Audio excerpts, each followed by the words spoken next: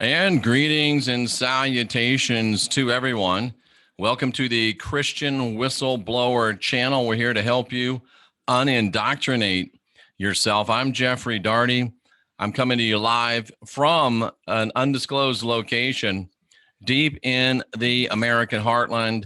We are under the radar, but over the top. Jeffrey Daugherty, the Christian Whistleblower. Very, very happy to be with you today. Enjoying the opportunity to speak with you and to share with you. And I do want to remind you folks that the Christian Whistleblower is brought to you by Mystech. Mystech bracelets restore you to the Schumann resonance, get you back in harmony, get you rid of disease, optimize you so you can be in spiritual optimization, physical optimization at least, to take advantage of your unindoctrination. Also, the focused life force energy, which allows you to take care of that optimization and flourish in a high consciousness field. Go to jeffreydaugherty.com. Just click on my YouTube channel on the webpage link, and you can find out about Mystech, save a full 20%, and get free demos for a whole month on focused life force energy. They make sense, and it'll help you be a better person, help you in your spiritual walk. So today, we're going to talk about something that, again, like the gifts of the Spirit we talked about earlier, is very, very misunderstood. And this is in a direct response to a question asked by someone on my comment. So just know that I will many times answer questions from the comments, and I still read them all, you trolls. You're not going to slip anything by me, so don't even try. And I do get a lot of my topics, or I'll say at least some of my topics, from the chat room, from the comments, and sometimes I will do like I'm doing now, answer questions that are put in to the comments. And this is a question, of course, that I've been asked a couple of times. I think it's a very good question. I think it's a very powerful question, and we're going to address it. And the question is, Jeff, can you talk about what becoming as a little child means? What was meant by that? And I'm happy to do it. And that's what we're going to jump into right now, is what does becoming as a little child mean? So let me go ahead and share the screen with you, and we will be off and running, ladies and gentlemen. So we're going to talk about what does it mean to be a little child. Oops, you don't care about my concealed carry class. Here we go. Sorry about that. So here we are talking about become as a little child. Ladies and gentlemen, what does it mean? What are they talking about? And we showed you a couple of days ago the diamond disclosure cipher. And we remember we said, whenever you see verily, verily, I say unto you, there's a real truth being dropped. But I'm seeing another pattern here, folks, that many times, even with the diamond disclosure code, when they drop a truth, it'll be immediately followed by an error. So they give you a little truth and then give it a twist. Give you a little truth and then give a little twist. Shane, very cynical, but I'm thinking where you're thinking, bro. I'm with you. And we'll talk about that a little bit more as we go through this. Shane asked very plainly, little child, is that so they can sacrifice and rape us all? You have to ask these questions when you live in a world where that is a verified fact, such as the one that we live in. But more on that later. Let's first look at this. The disciples came to Jesus and said, hey, who's the greatest in the kingdom of heaven? And it's so well. Material Classified is wearing his 45 caliber XP right now. Good for you, Material Classified. I'm going to bet there won't be any mass shootings in your house today, but we digress. And we obviously want to send out our thoughts and best hopes for those that have been victims of that, and good energy to prevent those things from occurring in the future. Making a point. They didn't have any mass shootings in Tombstone. That's all I'm saying. That's all I'm saying. So, ladies and gentlemen, now that I've lost half of you, that's okay. It's the real world here. Who's the greatest in the kingdom of heaven? Whose God's the best? Well, my God's the best. No, my God's the best. No, our church is the best. Our church is true. Our church is real. The disciples, there was only 12 of them. And they were ready to start 12 denominations. Unbelievable. Unbelievable. And we're still there today. My channel's best. My channel's best. And you can't listen to my channel. You can't listen to their channel, just my channel. Where do we get to this point where we actually think that because we have a channel and somebody else has a channel, that we should tear down their channel? Why don't you just build up your channel instead of tearing down somebody else's channel? I don't get it. Now, I will from time to time take people to task about specific videos. And if they have a message of fear, I'll call that out. But you don't see me trying to tear down channels. You see me trying to build this one. Jimmy Swaggart once told me Jimmy had a lot of problems, but he was right on a lot of things. And he was right on this. He said, there's two ways to have the best church in town, the biggest church in town. Number one is to build a church that serves more people. Number two is to tear every other church in town down so yours is the only one left standing. Pretty smart. I choose to, and here's Catherine. She's learning from 5 different channels. That's good. Just make sure that you're learning and you're not just following and listening. And I know you are not. So there you go. So who's the greatest? My church, my channel, your channel? No. All this fighting and bickering. And the thing about these channels is, if you listen to any channel, they'll say that it's the best channel, the biggest truth. This is the best channel on YouTube. Well, that might be for that one thing, but, and I'm not, I picked on Zach a little bit when we had him on last Monday, because he actually said my channel is the most important true channel out there. And like I said to Zach, I wouldn't want him on if he didn't believe that. But he doesn't believe that in a way that he's going to tear everybody else down. He just really believes that his message on gematria is very, very powerful. And I believe it is too. So they're fighting my channel, my church, your church, our way, your way. It all gets back to Yahweh. But he calls a little child to them and sets the little child in the midst, and we'll get to it, Shane. He says, verily, remember, truly, diamond, disclosure, cipher. Truly. What follows right after that is real truth. It's diamond. Truly, I say to you, except you be converted and become as little children, you won't enter into the kingdom of heaven. Boom. End of truth. Here comes the twist. Whosoever shall humble himself as his little child, and we'll get into the rest of it. So let's talk about the truth first of all. Great, Mary. We're so glad to have you. It's always a pleasure to have Zachary. He's welcome anytime on this channel. So, verily, truthfully, I say to you, except, let's go right into the Greek. And I love that we do this. I love that we get right into the word. You can say a lot of things about Jeffrey Daugherty, but you can't say he's not in the text, and you can't say he doesn't show exactly what the words mean. Brother, I'm all over this text. Don't say that I don't get you into the text, because I do. They say I don't know a buttload of crap about the gospel, but I do.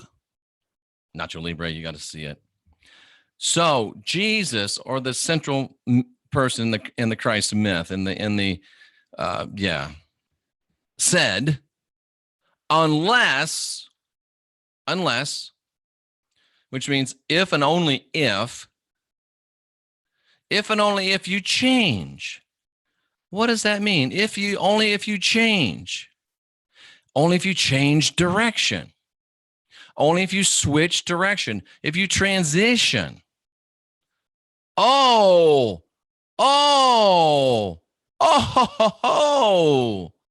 look at this.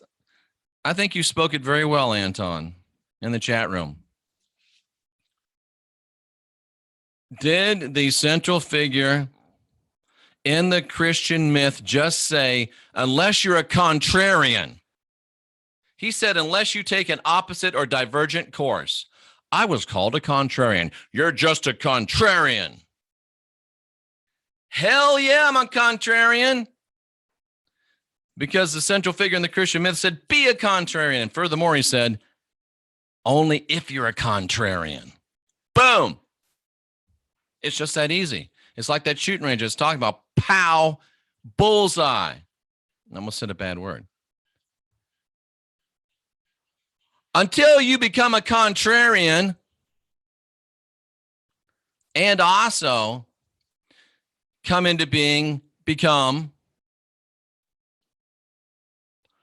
like little children, like young children, you guys already know the answer to this, why he said this. You already know it. If you have been a parent, you know the answer. So unless you become a contrarian, which means, remember the definition of contrarian? Let me pull it up for you. It's so funny that I got called that, and it figures into what we're talking about in a very, very powerful way. Oh, this is awesome stuff. It fits right in. And I don't plan this. I really don't. I don't plan this. A contrarian means a person who opposes or rejects popular opinion.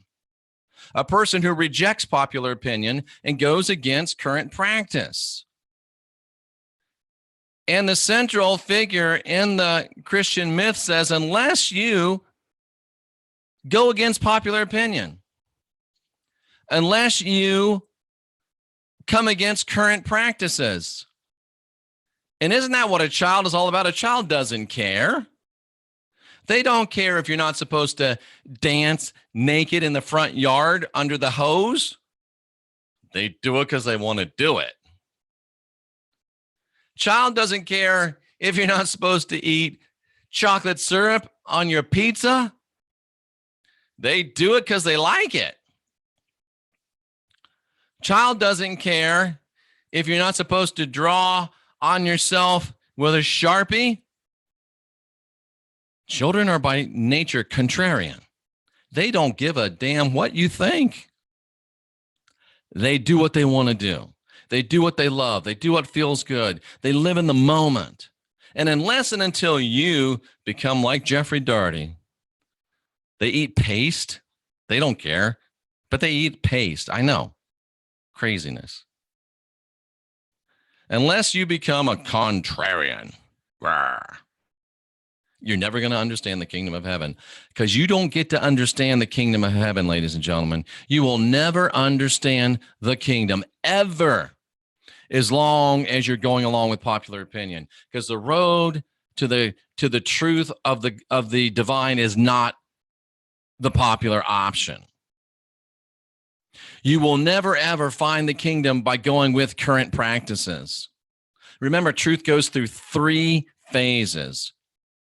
It is ridiculed, it is violently opposed, and then it is accepted as obvious truth.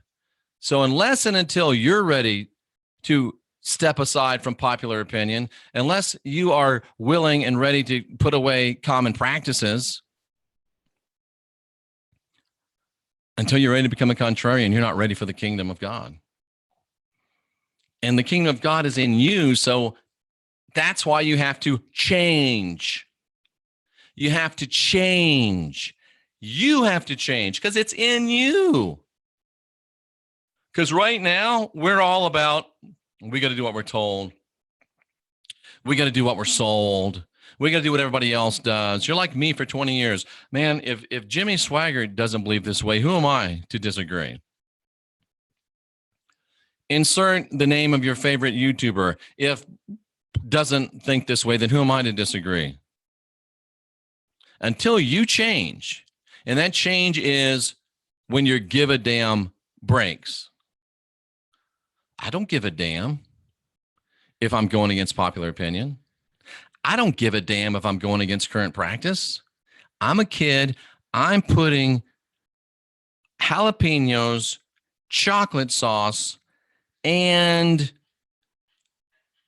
pepper jam on my pizza, and I'm loving it.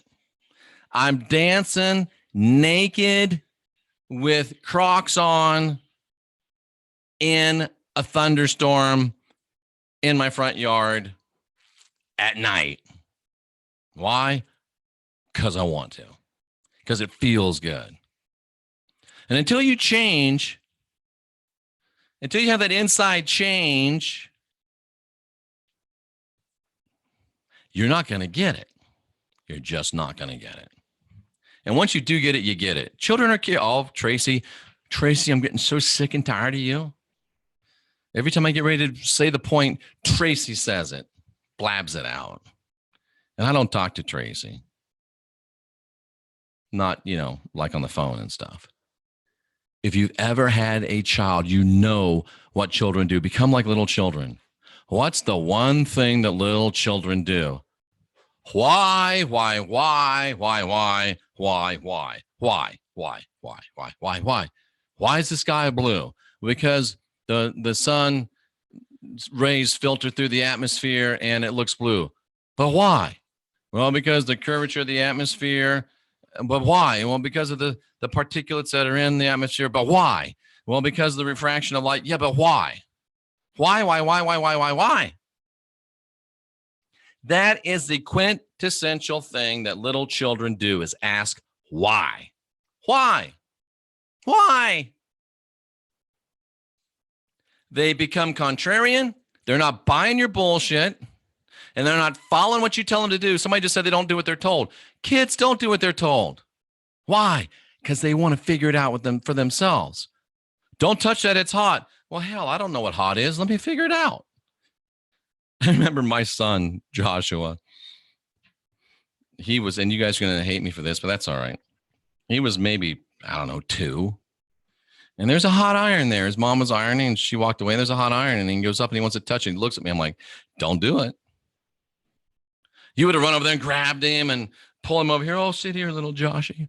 I just said to him, don't do it, bro. And he looked at me and he looked back over it and he reaches out. I'm like, don't do it. The third time I said, listen, I'm telling you, don't do it. You know what he did? He touched it. He was 2. Now he's going to be 35 and he's never touched an iron since then. And he completely, totally understands the concept of hot. He doesn't understand it because I explained it to him.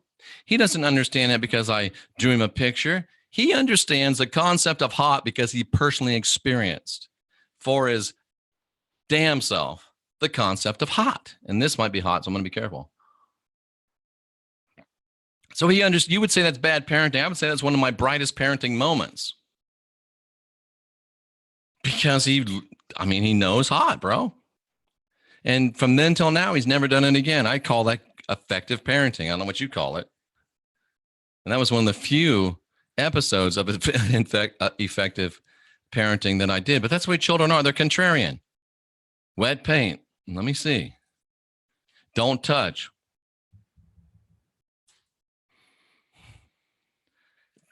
That's the way we come into this world. Contrarian. And not contrarian in a mean, nasty, resentful way, but just like wet paint. But how do I really know it's wet? There's only one way to know if the paint's really wet. Only one way to know if the paint's really wet. You touch it. There's only one way to know if it's really hot. You touch it. There's only one way to know if it's really tastes bad. You taste it. You live a little bit. Do you want to live with a bunch of wondering whys? Or do you want to know? Do you want to live based on what somebody else tells you? Or do you want to, Nacho Libre, don't you want to get a little taste to see what it tastes like? I do. I'm a contrarian. And I believe that this central figure in the Christian myth, the diamond here says, unless you become contrarian, unless you're ready not only to step outside of a box, unless you're ready to smash boxes, do the opposite of what you're told. Go against popular opinion, go against popular practice, you will never get to the kingdom of heaven. Never. Because it's inside you and you'll never get to you. Oh, he says, don't do it, so I better not do it. The way to the kingdom of heaven is the hell with him. How do I know? I want to know for myself. For truth to become real to you, it must be experienced. Tracy Dyer. Unless you become contrarian, and unless you ask why 1,000 times, you'll never enter the kingdom of heaven. What does enter mean? Let's look at that. You'll never enter the kingdom of heaven. You'll never go in. You'll never enter. Isn't it interesting that people never want to go into themselves? They never want to enter that dark night of the soul. They never really want to ask the whys. They just want to take somebody else's word for it. Oh, well, he is a prophet and he is special and he told me, and she is special and a prophet, and he's a channel and she's a medium. Oh, all I have to do is do what they say. You'll never, you can do that, but you'll never, ever understand the kingdom of God. Never. And if you don't ask why, you'll never understand the kingdom of God. You're born with original sin. Why? Well, because Adam and Eve sinned. Why? Because they ate the truth. Why? The snake. Why? And finally, you get down to there's no answers. And you realize, oh, it's all BS. That's why. That right there is the answer to that question. Sublime asked that question. I don't know if she's in here now. That's the answer. Become a contrarian and ask why. That's why he said you got to become like a kid. If you want to understand the mysteries of the kingdom of heaven. Now, are you ready for, we'll show you this principle. They gave you that truth and you're in this truth mode and you keep reading, and then they throw this lie in. Therefore, whoever humbles himself like this little child, whoa. That's not truth because it's contradictory. What's humble mean? Humble means to make low, to humiliate. It means to beg and grovel. It means to sheep. It means to do the opposite of contrarian. It means to do the opposite of ask why. It means to say, okay, whatever you say. The first part says, why? The second part says, okay, I'll do it. 50 Shades of Yahweh again. 50 Shades of Christianity. Put on your collar, put on your ball gag, put on your fuzzy handcuffs, and let's have church. No, thank you. No, thank you. I'll do without it. No whips and chains for me. Y'all have fun with that.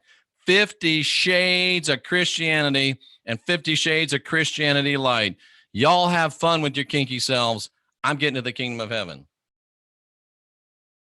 Humbles himself like a little child. Will be the greatest, will be great in a wide sense, will be made, interesting, will be made arrogant, but only if you humble themselves, only if you submit your will to their will they allow you to be into their kingdom.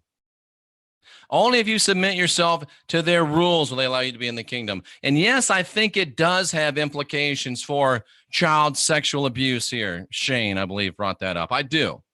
I think it's implied within the text, and I think it screams out for those of you that have a little bit of this contrarianness and have a little bit of the whys. Let's look at it in a wider application here. Whosoever, let's go back, and I say unto you, unless you become contrarian and ask why all the time, you'll never get the kingdom of heaven, because you'll never get into you, because you won't realize that you've got it in you, and you'll be looking for somewhere out there. So you'll never get to the kingdom of heaven, even though you own it. How crazy is that? But in that disclosure, they did come right back and say, oh, you got to do what we say, when we say, how we say. We say jump, you say how high. You got to submit and surrender yourself to us like little children so we can do whatever we want to you. And they've proven what they do in their kingdom of heaven. It's a different kingdom. It's a different kingdom. It's a different kingdom. So there's your answer. It's very, very simple. Why did it say become as a little child? Because there's two things you got to do. And there's two things that if you don't do, you'll never get the kingdom of heaven. Number one, you must become a contrarian. You must not give a damn about popular opinion, and you must not give a damn about current practice. No, that's a question mark, by the way. And then you must ask why. Why? Why? They're talking about Star Trek. Excuse me. What does God need with a starship? I said, what does God need with a starship? Why? And McCoy's like, come on, Jim, you don't ask the Almighty for his resume. No, hold on a minute, Bones. Who am I? Aren't you God? Don't you know? Star Trek, man, everything you needed to know you learned from watching Star Trek. I'm telling you. Telling you.